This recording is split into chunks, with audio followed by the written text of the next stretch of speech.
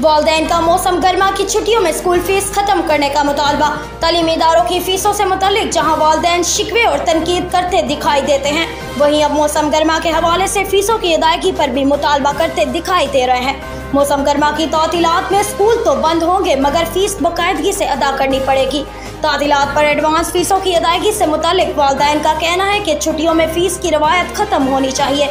मौसम गर्मा की छुट्टियां होने से दरसगाहें बंद रहेंगी, जबकि तुलबा 2 माह तालीमी इदारों से दूर, लेकिन वालिदैन की मुश्किलात बढ़ गई। बच्चे स्कूल ना भी जाएं मगर स्कूल अखराजात वालिदैन ही अदा करेंगे। 2 माह के फी वाउचर ने दस्तक दे दी। निजी तालीमी इदारों के इजाफी फीस के वाउचर पर वालिदैन सीखपा हो गए।